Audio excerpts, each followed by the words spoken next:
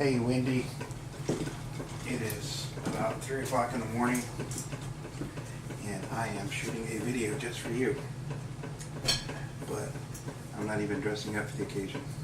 And I have to be quiet because kids are asleep, but they really can't hear me anyway. So this is my dining room table. This is where I normally shoot stuff. I'm going to explain things, how you can set this up using PVC pipe and stuff like that. But I get to cheat because being a photographer for 30 years, I have all kinds of weird gadgets and stuff. But the gadgets I have, you can either buy online or you can find a replacement at Harbor Freight or something like that. So basically, everything revolves around stands and backgrounds and cameras. Now, you're going to need several things. You're going to need an actual real camera. You can't do this on your cell phone like everybody else does. Okay, but if you do it this way, it's going to tell you how to take pictures that everything is in focus, all back and forth. You're going to be able to control your light. You're going to be able to control your backgrounds and all kinds of stuff. So I'm going to teach you all kinds of secret stuff. So that's a camera. Also going to need a tripod. Now, you can get something like this. The one I have is really huge and stout, but my camera that's doing the video happens to be on the tripod. But it just depends on what you need. If you're going to do something where you photograph the subject here, because our background is going to get set up here. So if you're the camera and the background is going to be here and the subject's going to be here, and it's small, you probably don't need a really big tripod. But if you need some distance and not are able to put it on a table, you should probably get something a little bit stronger. Manfrotto, which is a company from that makes tripods, is the really strongest stout ones. Some of the carbon fiber ones, they're really light, but they're really expensive. So it just depends.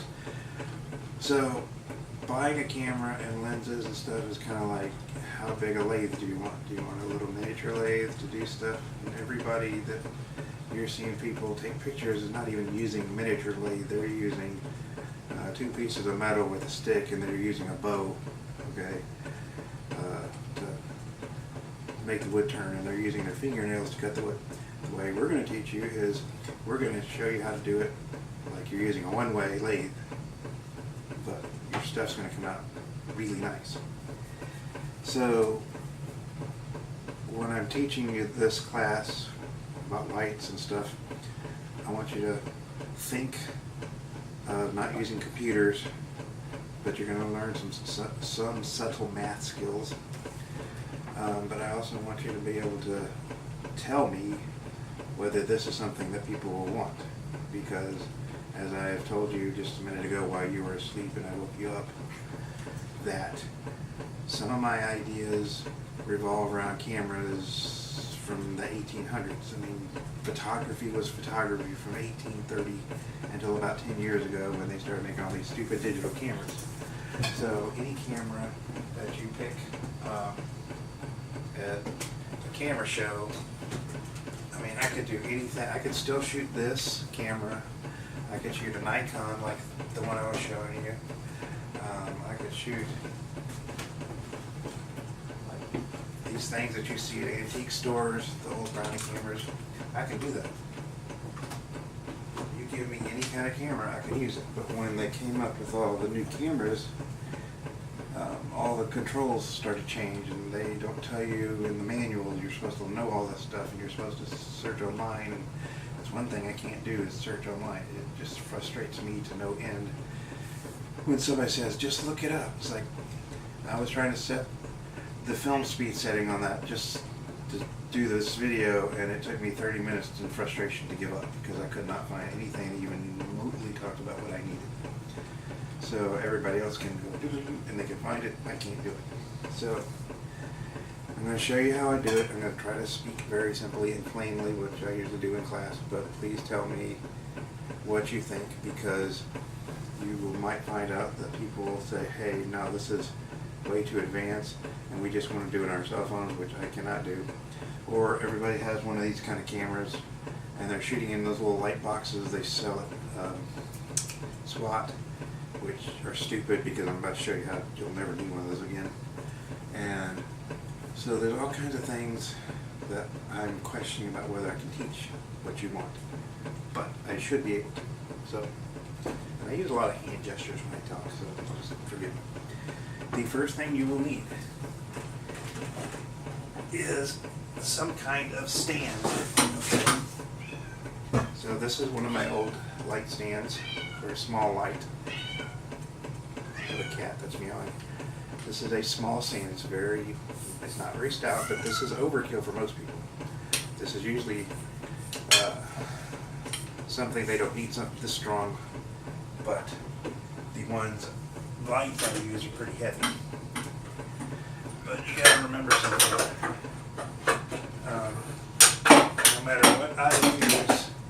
No matter what I use in these videos, you can use with the same kind of equipment that you have. Just some of my stuff is a little bit stronger, power, and a little bit able to do stuff better, but just assume that they'll work.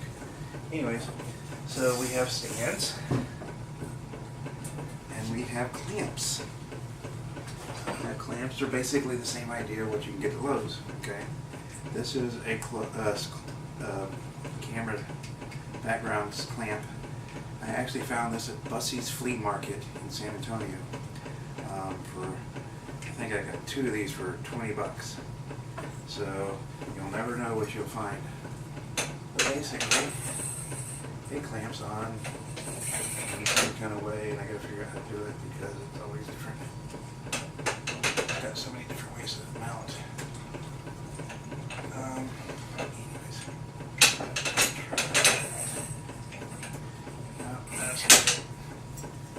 Yeah. Okay, that's not it. That's not it.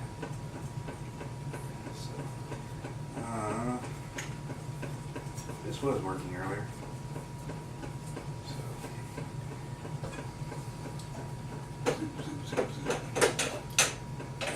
Just like try to match the hole up to the size. Oh, maybe it's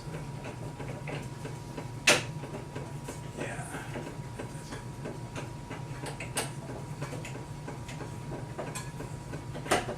Yeah, there we go. Okay.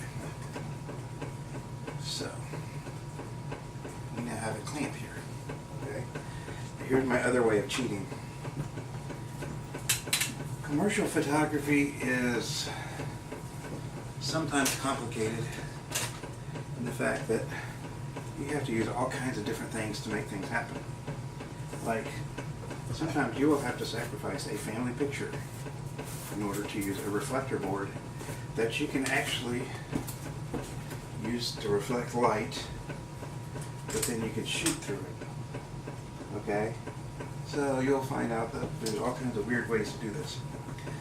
One of the things I cheat with are these things. These are called combi tubes. They're made in Germany, Switzerland, somewhere. They still make them, and they're extremely expensive. But this is my Tinker toy set. They have about a 3/8 inch screw on the end of these, and they come in different sizes, but basically you can screw them together. But guess what? We're going to pretend this is PVC pipe, okay? And another thing we have is yet many different kinds of clamps. So this happens to be a combi tube table clamp. And yes, I do this to my wife's furniture.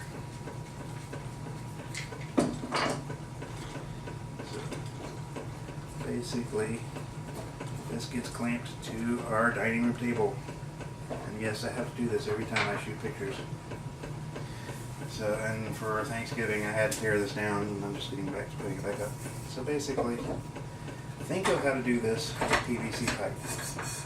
Some way to clamp it to the floor or to a table, and that will be quite what we need to do. there's a different kind of clamp here. So basically it goes on like this. And then we have to bridge the gap from here to there.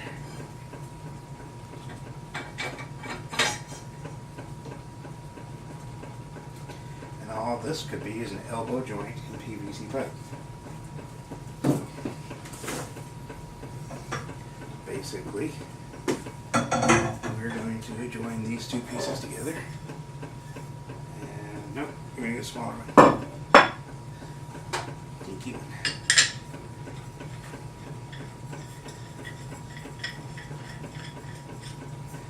Join that together. And see which one of these fit this way. Here you go. Nope.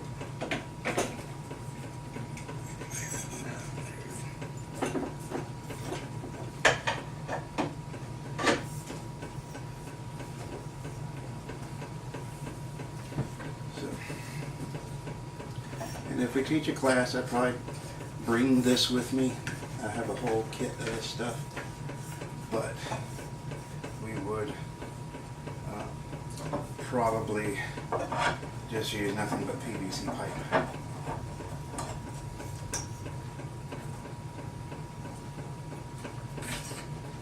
So now we have pipe and we have a background stand.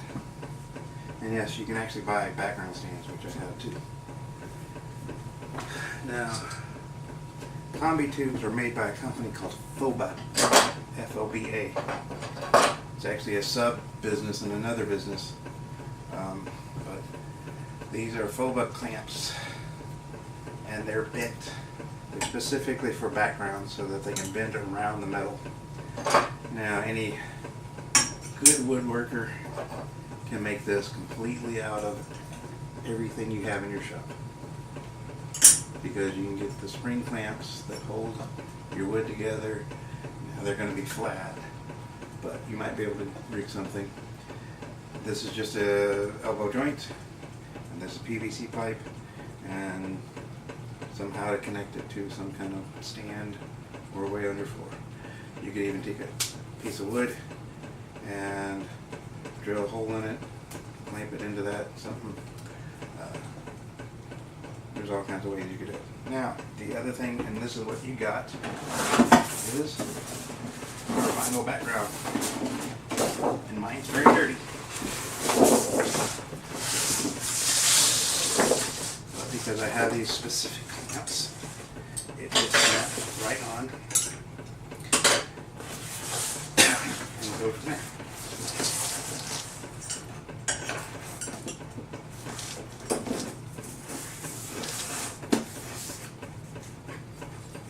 You now have a professional background setup. Now, one of the things you have to worry about is curling. So usually I don't have cat fur all over my backgrounds, but we have a cat. But the gradation kind of changes, so it's darker toward the top. And I don't know if you can see it, but my background's all kind of dirty. There's scratches in it, and this is why you got to take care of these things. But the depends on where you place your subject here. Depends on where your line's going to show up. So if you have this hole here down a little bit, you will find your black horizon line shrank down closer to the ground. Okay. Now, I'm going to go find a piece of wooden ware, and I will be back with you in 2 seconds.